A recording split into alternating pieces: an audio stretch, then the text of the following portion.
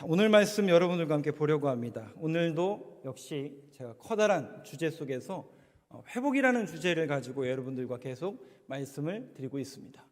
우리가 내가 어디에 있느냐, 또 내 이름이 무엇이냐, 또 내게 있는 것이 무엇이냐. 우리가 지난주에 또 모세 이야기, 모세는 뭘 집었다고요? 지팡이를 잡고 있었지만 그 지팡이가 하나님의 지팡이로 바뀌게 되는 그 놀라운 기적, 그 하나님을 바라보는 그 믿음의 고백과 순종을 하나님께 요구하신다. 그걸 말씀드렸고, 오늘은 제목이 어떻습니까? 제목만 한번 같이 읽어보겠습니다. 시작. 내가 무엇을 보느냐.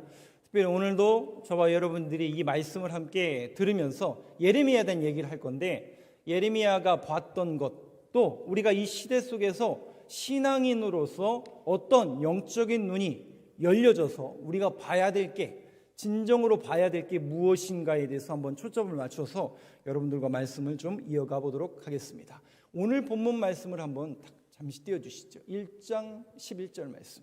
아까 제가 읽었는데요. 한번 저 같이 읽겠습니다. 시작. 여호와의 말씀이 또 내게 임하니라. 이르시되 예레미야야, 내가 무엇을 보느냐 하시매 내가 대답하되 내가 살구나무 가지를 보나이다. 네. 예레미야에게 하나님께서 물으십니다. 내가 무엇을 보느냐? 뭘 보여주시냐면 살구나무 가지를 보여주시는데, 자, 이 시대적인 배경을 잠깐 여러분들에게 언급하고 오늘 말씀 좀 이어가도록 하겠습니다. 여러분 주보에 있는 그런 순서대로 제가 말씀을 조금 이어가 보려고 하는데요. 예레미야의 시대가 어떤 시대였는가? 그 시대의 영적인 상태를 예레미야는 이렇게 지적하고 있는데, 2장 전체가 그 시대적인 상황이거든요. 그 부분 중에서 7절 8절만 한번 보여주시죠. 예레미야서 2장 7절과 8절을 저하고 한 절씩 교독하겠습니다. 그 시대적인 영적인 상태를 예레미야는 뭐라고 진단하고 있는가? 한 절씩 교독할 텐데요. 제가 먼저 읽습니다. 내가 너희를 기름진 땅에 인도하여 그것의 열매와 그것의 아름다운 것을 먹게 하였거늘 너희가 이리로 들어와서는 내 땅을 더럽히고 내 기업을 역겨운 것으로 만들었으며 제사장들은 여호와께서 어디 계시냐 말하지 아니하였으며 율법을 다루는 자들은 나를 알지 못하며 관리들도 나를 반역하며 선지자들은 바알의 이름으로 예언하고 무익한 것을 따랐느니라. 예레미야가 하나님의 말씀을 받고 사역했던 그 당시의 영적인 상태는 어땠는가? 7절 다시 한번 열어주시면 이렇습니다. 이스라엘 백성들이 하나님의 인도하심과 구원하심으로 인하여 가나안 땅에 들어와서 하나님의 말씀과 하나님의 백성으로 살아야 될 의무는 저버리고 온통 뭘 붙잡아요? 여기 보니까 너희가 이리로 들어와서는, 가나안 땅에, 하나님의 약속의 땅에 들어와서는 하나님께서 약속하신 땅을 뭐 했다고요? 더럽히고 내 기업을 역겨운 것으로 만들었으며, 즉 우상단지와 우상숭배의 근원지로 만들어버렸다는 거예요. 그리고 백성들은 지금 영적으로 이렇게 우상숭배에 빠져있고, 그러면 이 사람들이 하나님을 안 믿는 사람들은 아니잖아요. 성전은 있고 예배는 드린단 말이죠. 근데 제사장들의 문제는 뭔가? 8절 보여주시면 이 제사장들도 문제가 있는데 무슨 문제가 있느냐? 율법을 다루는 자들은 나를 알지 못하며, 세상에 하나님의 말씀을 전하는 사람조차도 하나님의 말씀을 모르고 전하는, 그러니까 이것은 종교 형식주의를 말하는 겁니다. 조금 더 리얼하게 말씀드려요. 주일날 예배 드리러 왔는데 내가 왜 예배를 드리는지 모르고 예배 드리는, 그냥 이런 거죠. 그냥 일요일이니까, 주일이니까 교회 간다.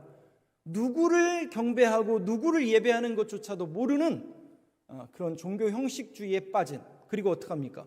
관리들도 나에게 반역하며 선지자들은 바알의 이름으로 예언하고 무익한 것들을 따랐느니라. 세상에 이 강단에서 하나님의 말씀과 하나님의 비전과 계획이 선포되기는커녕 오히려 우상숭배를 이야기하고 있는, 그러니까 제사장들과 영적으로 무지한 백성들의 그 시대적인 상황을 예레미야가 지금 꼬집고 있는 겁니다.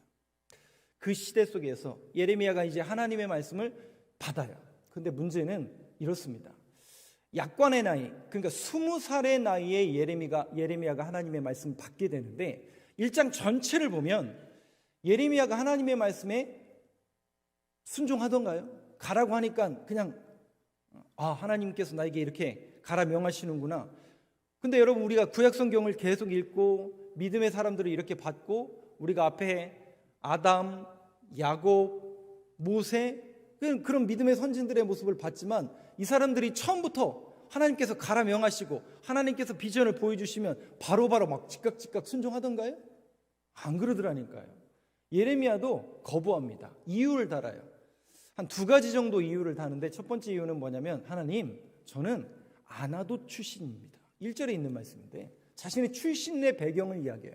그럼 아나돗 출신인 게 뭐가 문제냐? 이런 겁니다. 이 아나돗이라는 곳이 이제 지금은 이제 다른 지명으로 부르게 되는 곳이지만, 이 아나돗이라는 곳은 바로, 여러분 다윗 때의 이야기를 아실 텐데, 다윗 이후에 아들이 솔로몬이 왕이 되잖아요. 근데 바로 왕이 되지 않죠. 왕자들의 반란이 일어나잖아요. 그죠? 첫째 왕자 암논도 죽고 압살롬도 죽고 결국 4번째 아들인 아도니아와 8번째 아들인 솔로몬이 또 싸우는 거예요. 그래서 아도니아 편에 섰던 사람이 여러분 잘 아시는 요압 장군, 또 아비아달 제사장이었어요. 그런데 우리는 이제 솔로몬이 왕이 된 걸 알고 있잖아요. 근데 솔로몬의 편에 선 군대 장관은 누구냐면 브나야이고 또 사독 제사장입니다. 그러다 보니까 왕이 누가 돼요? 솔로몬이 되니까 당연히 군대 장관은 브나야가 되고 제사장은 사독이 됩니다. 그런데 아까 아도니아 편에 선 사람이 누구라고요? 군대 장관이 요압은 브나야에게 죽임을 당하고, 제사장은 죽일 수 없죠. 기름 부은 자이기 때문에. 그래서 그 아비아달 제사장은 자신의 고향으로 유배를 떠나게 되는데, 거기가 어디냐면 아나돗입니다. 그러면 생각해 보세요. 제사장들도 정치적으로 이게 파벌이 생기고 정치적으로 문제가 있었다는 얘기입니까? 없었다는 얘기입니까? 이 파벌이 생기게 된 거죠. 그러면 그 아나돗은 어떤 곳이에요? 파벌에서 진, 즉 중앙 무대에서 진, 유배되어 간 곳이 바로 아나돗이고, 거기 출신이 누구라고요? 예레미야예요. 그러면 예레미야가 본인의 출신이 아나돗이라고 고백한다라는 것은, 하나님, 제가 하나님의 말씀을 백성들한테 선포해도 듣겠다는 얘기, 안 듣겠다는 얘기.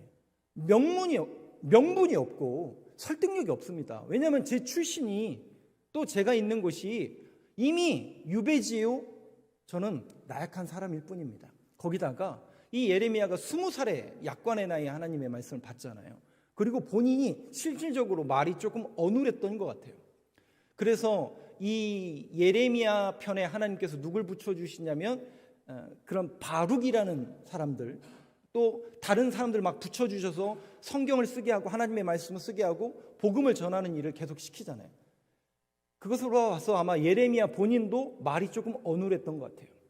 여러 가지 문제를 들어서 하나님 앞에 저는 못합니다. 그때 하나님께서 보여주시는 거예요. 뭘 보여주시느냐? 첫 번째인 2가지 환상을 보여주시는데, 11절 말씀 한번 보여주시죠. 오늘 본문 말씀이 11절이잖아요. 이걸 보여주시는 거예요. 가라 명하시는데, 하나님께서 가라 명하시는데 안 됩니다. 저 못 갑니다. 능력 없습니다. 실력 없습니다. 명분도 없습니다. 하나님, 이 백성들이 지금 어떤 영적인 상태인지 아시지 않습니까? 아무리 제가 외쳐봐야 백성들은 우상, 세상에 저 중앙 무대에서 말씀을 전하는 제사장들조차도 우상을 이야기하고 있는 이런 시대에서 제가 무슨 힘과 무슨 능력으로 하나님의 말씀을 선포하겠습니까? 그렇게 아둥바둥하며 버티고 있는 예레미야에게 하나님께서 보여주시는데, 뭘 보여주시느냐? 살구나무 가지를 보여주십니다. 살구나무 가지를 보여주세요. 살구나무 가지. 제가 이 살구나무 가지에 대해서는 여러 차례 제가 언급을 했고 말씀을 드렸기 때문에 좀 짧게 제가 말씀을 좀 드리겠습니다. 단어는 이런 단어입니다. 샤케드라는 단어입니다. 무슨 단어라고요? 샤케드라는 단어입니다. 샤케드라는 단어인데, 이 단어가 샤케드라고도 불리고 쇼케드라고도 불립니다. 다시요. 샤케드라고도 불리고 쇼케드라고도 불립니다. 네, 뜻은 같은 의미인데 이게 이렇습니다. 영어 성경을 보면 살구나무 꽃이 아니에요. 그죠? 영어 성경을 보시는 분들은 살구나무가 아니라 아몬드 트리 꽃으로 되어 있습니다. 그러니까 나무가 다르죠. 그것은 이제 우리나라에 자생하는 나무 중에 살구나무 꽃, 이유는 이렇습니다. 왜 살구나무 꽃으로 우리나라는 번역했냐면, 가장 먼저 피는 꽃 중에 그나마, 그러니까 봄에, 겨울이 지나고 봄을 알리는 꽃 중에 그래도 아몬드 트리 꽃과 비슷한 꽃을 찾아봤더니, 살구나무 꽃이 조금 비슷하구나 라고 여겨져서 그 살구나무 꽃을 단어로 채택한 겁니다. 제가 보여드릴 사진은 요거 보여주지 마세요. 이 사진은 아니에요. 지금 제가 준비한 사진은 뭐냐면 제 카톡에 푸사에 있는 사진인데 이거는 벚꽃 사진이래요. 제가 생각해 보니까. 근데 제 카톡에 보면 맨 정면에 푸사로 꽃을 하나 찍어 놓은 게 있어요. 그게 뭐냐면 그게 살구나무 꽃입니다. 우리 교회 저기 주차장 나가다 보면 오른쪽에 그 살구나무가 하나 있거든요. 거기에 피는 꽃이 살구나무여서 제가 그 꽃을 이렇게 사진으로 촬영해서 제가 제 푸사에다가 올려놓은 게 있는데 혹시 궁금하시면 직접 보시기 바랍니다. 그 살구나무, 그것은 바로 이런 영적인 의미가 있습니다. 혹독한 겨울을 끝내고 가장 먼저 피는 꽃이 바로 아몬드 트리 꽃, 즉 살구나무 꽃이라는 거죠. 그것은 무슨 의미가 있느냐? 샤케드 쇼케드, 이 단어 속에는 어떤 의미가 파생되어 있냐면 잠자지 않고 늘 깨어 지키다라는 뜻을 갖고 있습니다. 그래서 이 단어에서 실상은 파수꾼이라는 단어가 파생이 됩니다. 파수꾼, 경계병은 늘 깨어서 지켜야 되잖아요. 마찬가지로 그런 파수꾼과 같은 경계병의 위치에 있는 의미를 담고 있는 꽃 이름이 샤케드 쇼케드입니다. 그러면 하나님이 왜 예레미야에게 살구나무 꽃 환상을 보여주셨을까요? 예레미야야, 지금 시대가 너도 알고 나도 안다. 모두가 알지 않느냐? 예레미야 2장 7절과 8절, 아니 2장 전체를 통해서 이야기하고 있는 것처럼, 네가 직시하고 있는 것처럼 백성들은 우상숭배에 빠져 있고 제사장들은 옳은 말씀보다, 하나님의 말씀보다는 자기 소견에 옳은 대로 우상을 이야기하는 이런 시대 속에서 영적으로 어두워지는 그런 시대지만, 마치 영적으로 깜깜한 추운 혹독한 겨울을 보내는 그런 시대인 것처럼 보이지만 하나님은 죽은 게 아니라, 하나님은 안 계신 게 아니라 지금도 주무시지도 않고 졸지도 않고 깨어서 누구를 지키고 있었다는 거예요? 너희들을 지키고 있었다.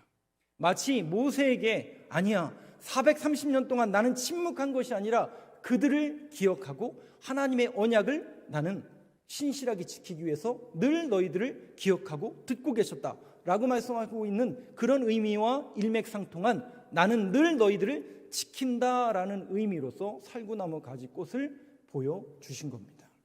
사랑하는 성도 여러분, 저는 이 말씀이 참 우리에게 희망과 소망의 메시지라고 생각이 됩니다. 그래서 예레미야에게 준비를 시키는 거예요.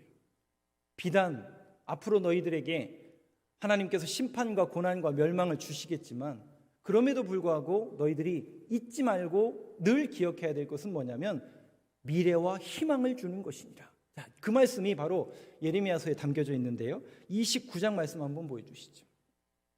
10절과 11절 말씀을 저하고 한 절씩 교독하겠습니다. 여호와께서 이와 같이 말씀하시니라. 자, 이 말씀의 배경은 이렇습니다. 예레미야는 뭘 예언하냐면 바벨론에 의해서 멸망당할 것을 예언해요. 그러나 예레미야는 멸망만 이야기하는 것이 아니라 구원을 이야기합니다. 그 구원이 뭐예요? 70년이 차면 돌아올 것이다. 그래서 이렇게 얘기합니다. 바벨론에서 70년이 차면 내가 너희를 돌보고 나의 선한 말을 너희에게 성취하여 너희를 이곳으로 돌아오게 하리라. 여호와의 말씀이니라. 너희를 향한 나의 생각을 내가 아나니 평안이요 재앙이 아니니라. 너희에게 미래와 희망을 주는 것이니라. 그래서 저는 이 11절 말씀을 예레미야서 딱 넘기면 형광펜이 딱 줄쳐 있습니다. 여러분 성경은 어떻게 되어 있으신가요? 줄치라는 얘기입니다. 이거는 항상 주님은 우리에게 뭐를 주신다고요? 미래와 희망을 주는 것이니라. 항상 하나님은 물론 우리의 죄악을 심판하시고 우리의 거룩함을 드러내시기 위해서 우리의 연약하고 부족하고 거짓된 것을 도말하시기 위해서 우리를 심판하시고 멸망시키시지만 그것이 끝이 아니라는 거죠. 항상 우리는 미래와 희망을, 왜? 새로운 회복을 하나님께서 촉구하시는 거죠. 살구나무 가지 환상은 그런 의미가 있습니다. 희망과 소망을 준다. 늘 하나님이 우리를 지켜주신다. 그래서 제가 제 카톡 푸사에다 그 사진을 늘 찍어 놓는 겁니다. 우리 교회뿐만 아니라 제 인생 속에서도 저도 그 어려웠던 시절이 있었고 앞으로도 뭐 제 인생이 목회가 계속 어려울 수도 있지만 항상 뭘 보면서 희망과 소망을 갖게 되는 거냐면 그 살구나무 꽃을 보는 겁니다. 그 꽃을 볼 때마다 그래서 저는 매년 새로 찍어요. 새로 찍으면서 마음을 새롭게 합니다. 하나님은 나를 지켜주실 것이고 교회를 지켜주실 것이고 주의 백성들을 지켜주실 것이다라는 그런 믿음과 희망과 소망을 노래하는 내용이 살구나무 가지 환상입니다. 자, 그런데 두 번째 환상이 조금 문제가 있습니다. 13절과 14절 말씀을 한번 보여주시죠. 두 번째 환상은 무엇인가? 한 절씩 저하고 교독하겠습니다. 13절 제가 읽겠습니다. 여호와의 말씀이 다시 내게 임하니라. 이르시되 내가 무엇을 보느냐? 대답하되 끓는 가마를 보나이다. 그 윗면이 북에서부터 기울어졌나이다 하니, 여호와께서 내게 이르시되 재앙이 북에서 일어나 이 땅의 모든 주민들에게 부어지리라. 네, 두 번째 환상이 뭡니까? 13절 다시 보여주시죠. 두 번째 환상이 보니까 끓는 가마를 보게 됩니다. 끓는 가마. 끓는 가마. 왜 끓는 가마일까? 그것은 임박한, 끓었다는 건 뭐예요? 이제 폭발하기 직전인 거거든요. 그러니까 임박한 하나님의 심판을 말합니다. 근데 이게 어디로 기울어졌어요? 북에서부터 기울어졌나이다. 그러니까 기울어진 쪽으로 쏟아질 것이고, 그 기울어진 북쪽으로부터 누가 오느냐? 하나님의 심판의 대상이고 심판의 도구인 바벨론이 너희들을 멸망시킬 것이라는 것을 주님께서 이 끓는 가마 환상을 통해서 보여주시는 겁니다. 임박한 하나님의 심판. 근데 저는 이 내용 속에서 한번 귀를 기울이고 싶은, 또 오늘 말씀에 가장 초점으로 두고 싶은 게 뭐냐면 기울어졌다는 거예요. 기울어졌다는 거예요. 뭔가 그들의 신앙이 기울어졌다는 거죠. 하나님이 보시기에 지금 이스라엘 백성들의 영적인 상태가 어떻다는 거예요? 기울어진 거예요. 뭔가 문제가 발생한 거예요. 뭔가 문제가 발생한 거예요. 저는 오늘 여러분들과 함께 조금 큰 그림을 조금 그려보고 싶습니다. 좀 큰 그림이라는 것은 우리 교회와 저와 여러분들의 신앙의 문제뿐만 아니라 조금 더 크게, 죄송해요, 조금 여러분들이 오해나 편견을 갖지 마시고 오늘 말씀에 조금 제 얘기에 접근해 주셨으면 좋겠는데, 저는 이제 한국 교회에 대해서 잠깐 말씀드리고 싶습니다. 아니, 니깎게 무슨 한국 교회를 논하냐? 죄송해요, 제가 아직 자격이 안 되는 건 알고 있지만 그래도 이것은 우리나라의 교회에 대한 문제고 우리나라의 교회의 문제는 곧 우리의 문제이기도 한 것 아니겠습니까? 그래서 도대체 이 기울어졌는데 뭐가 기울어졌다라는 말인가? 아니, 지금 이 시대를 살아가는 2023년을 살아가는 저와 여러분들의 교회와 한국 교회를 한번 조금 진단해보는 시간을 좀 가졌으면 좋겠습니다. 그래서 이것은 비단 제 얘기뿐만 아니라 여러 목사님들의 의견이 도출되어 있는 그런 내용이기 때문에 제가 출처를 밝히진 않겠지만 이것은 통계적으로 이야기하는 내용입니다. 기울어졌는데 뭐가 기울어졌을까? 그리고 그 기울어진 것을 우리가 봐야 되는데 우리가 봐야 될 게 무엇일까? 세 가지입니다.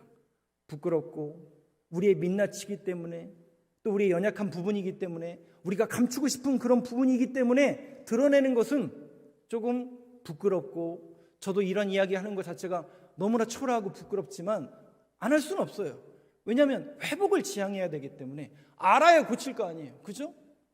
저희 할머니가 늘 저한테 얘기했던 게, 저희 할머니는 무식하셔서 글을 모르시는 분이었거든요. 근데 그분이 저한테 늘 얘기했던 게 뭐냐면 알아야 면장하지 그러시더라고요. 그래서 면장해야 돼.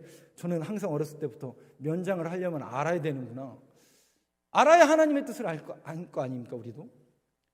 그렇다면 우리가 봐야 될 게 무엇일까? 저는 세 가지를 압축해서 여러분들과 말씀을 나누려고 합니다. 여러분 주보에 다 기재가 되어 있습니다. 첫 번째, 한번 자막으로 띄워주시죠.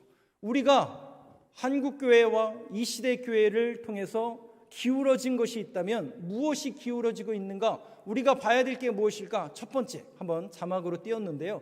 같이 읽겠습니다. 시작.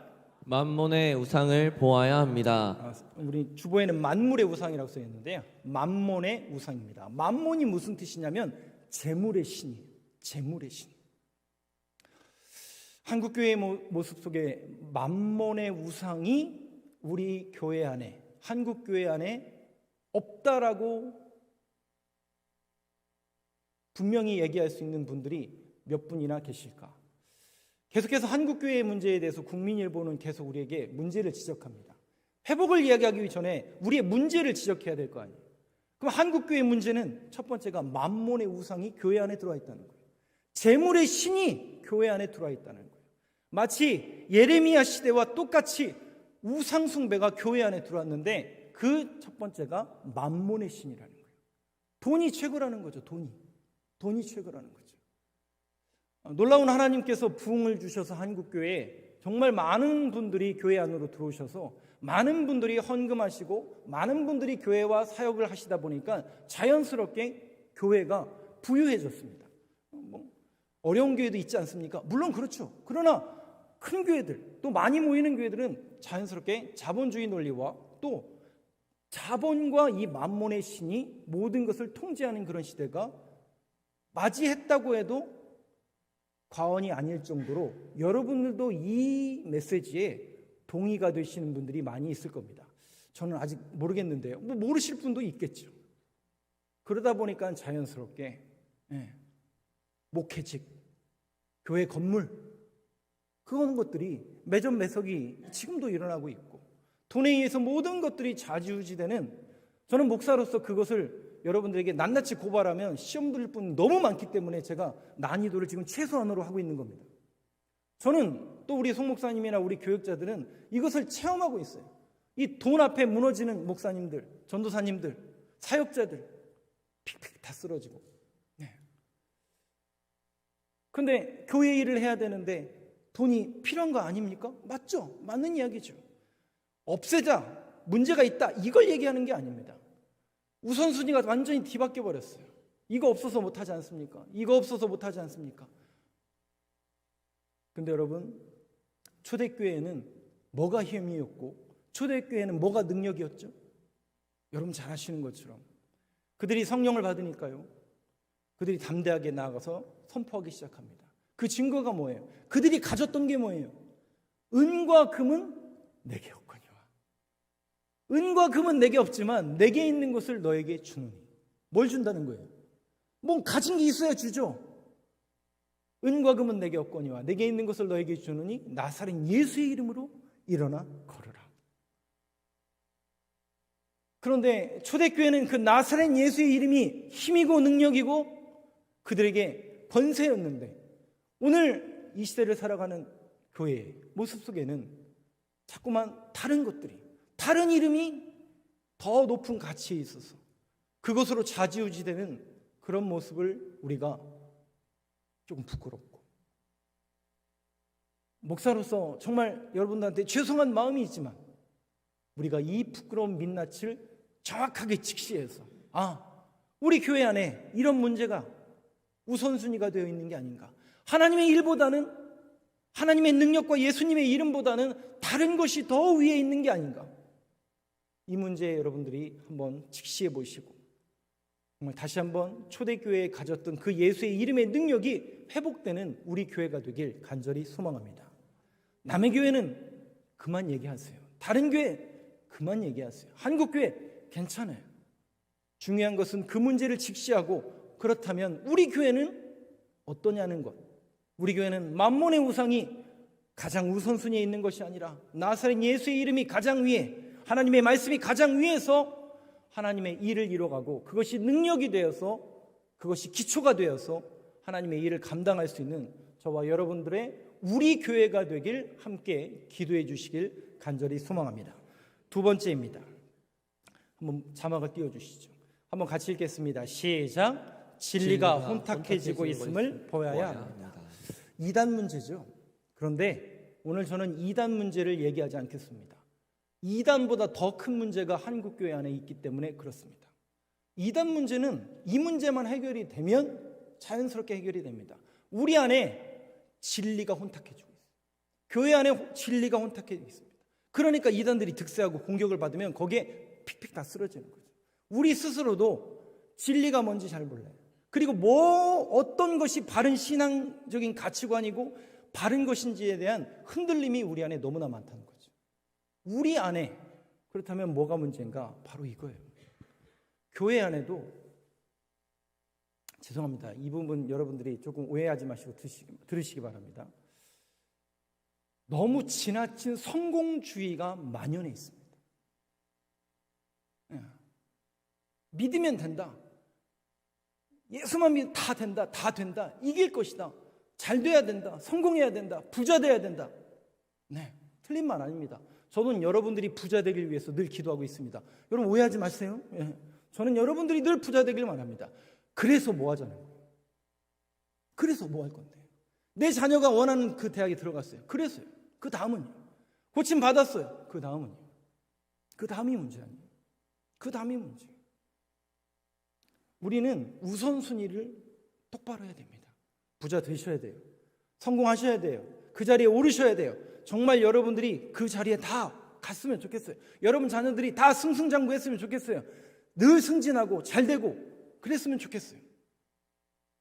근데 더 우선순위에 뭐가 있어야 되냐면 진리가 서 있어야 돼요.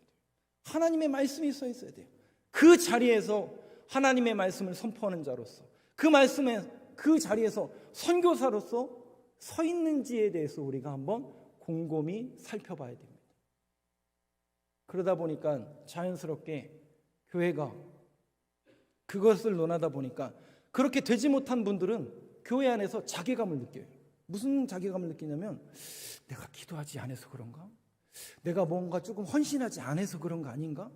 왜 이렇게 아프고 나는 왜 기도 응답도 없는 게 내가 못해서 그런가? 자꾸 우리는 이런 쪽으로만 기울어져 있다는 거죠. 근데 여러분 놀라운 사실 뭔지 아세요? 예수님은 성공을 말하신 적이 없어요. 예수님은 오히려 낮아지라고 말씀하셨어요. 예수님은요 오히려 왕의 보좌에 앉으시는 게 아니라 십자가를 지시러 가시더라고요. 고난을 맞으시고 침뱉음을 당하고 욕을 먹고. 근데 여러분 그 찬양의 고백처럼 약할 때 그것이 강함이 되더라는 거예요. 십자가의 아이러니 아닙니까 여러분? 복음의 아이러니 아닙니까? 복음은 강한 것, 큰 것, 많은 것, 부유한 것을 얘기하지 않아요.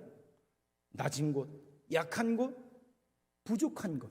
그런데 거기에 주님의 손이 붙들리니까 모세의 지팡이는 그 특별한 지팡이겠어요 여러분? 모세가 막 애지중지해가지고 하나님의 이름의 지팡이라고 해서 그거 만들어서 들고 다니겠어요? 아니에요.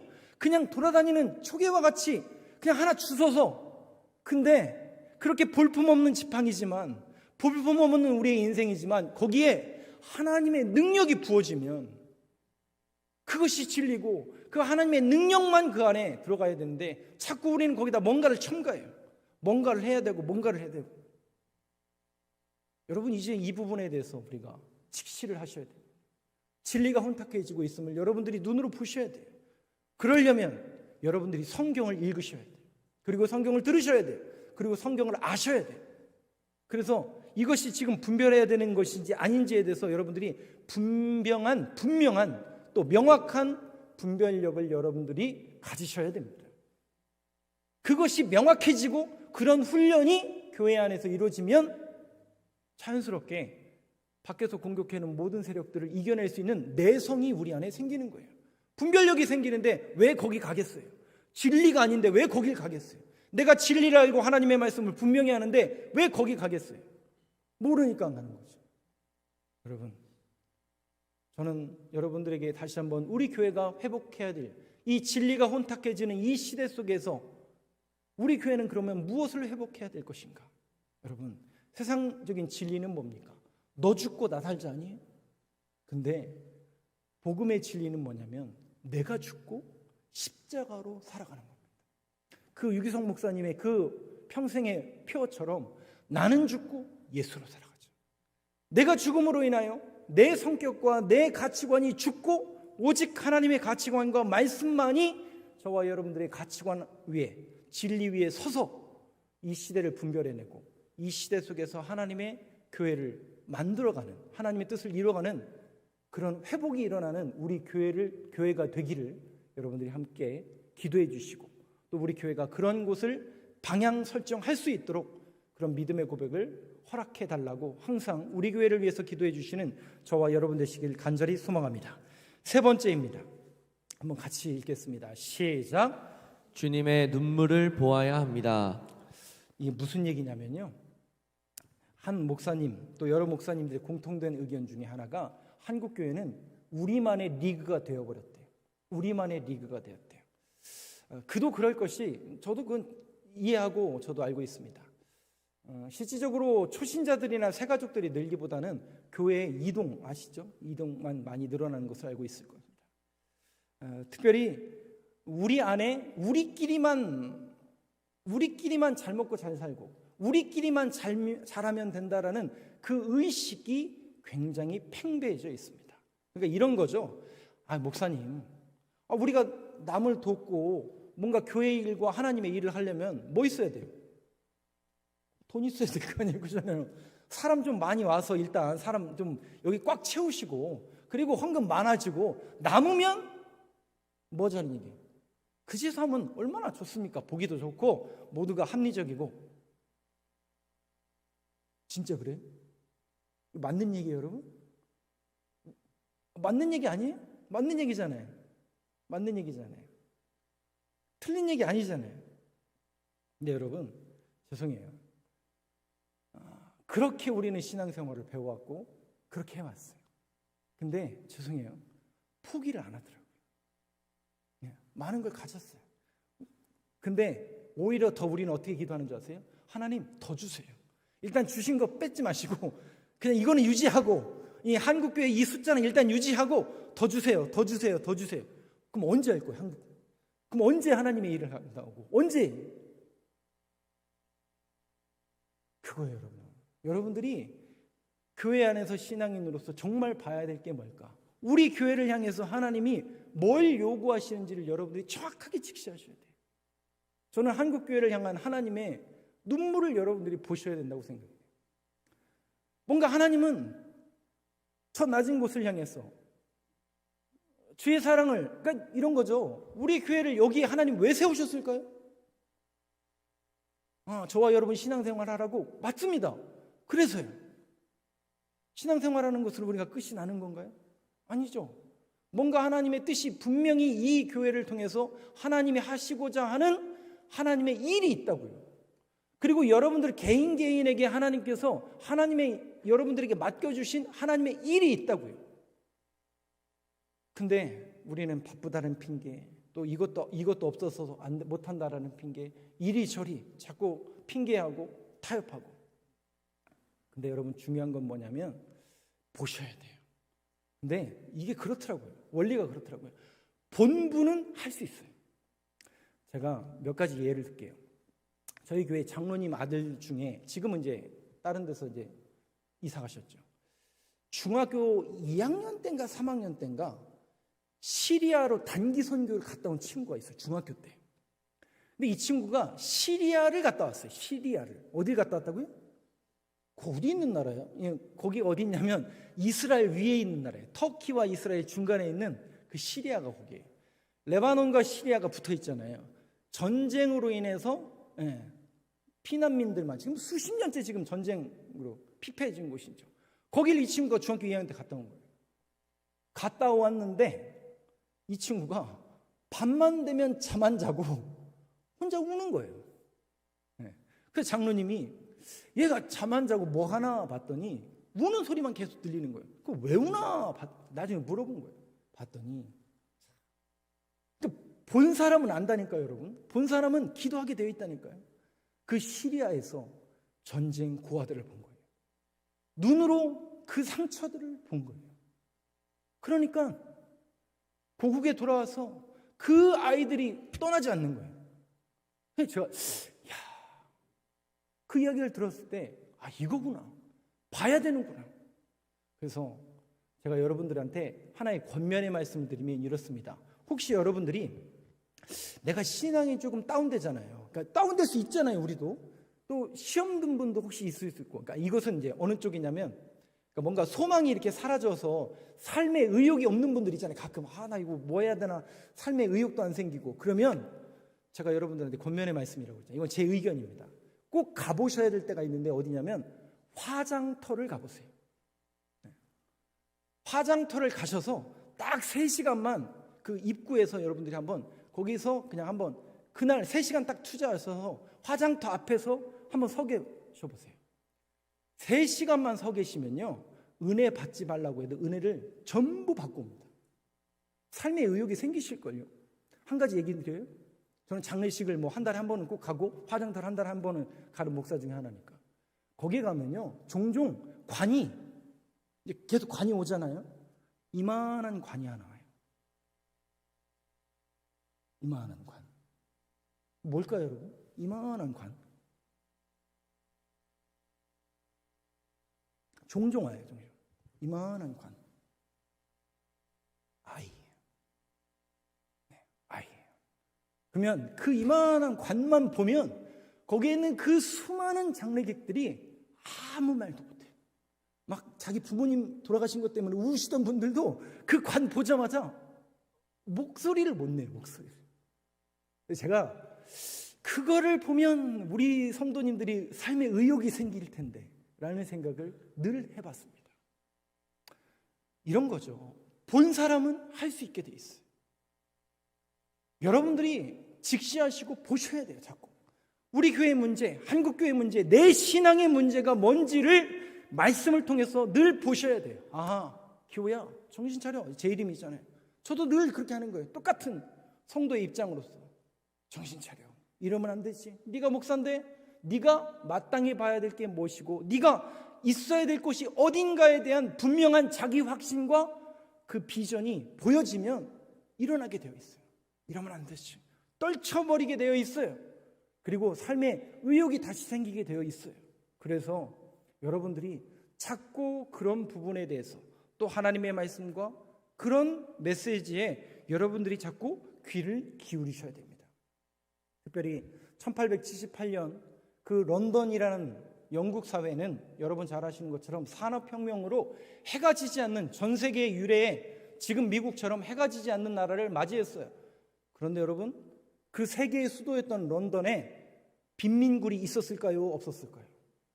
있어요. 윌리엄 푸스라는 이 목사님의 눈에 빈민굴이 들어온 거예요. 세계에서 가장 큰 도시요, 세계의 심장인 런던 한복판에 빈민굴이 있는 거예요. 그거를 주님이 보게 하신 거예요.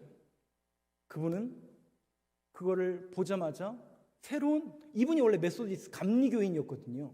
새로운 교단을 창시하는데 그게 설베이션 아미 구세군이에요.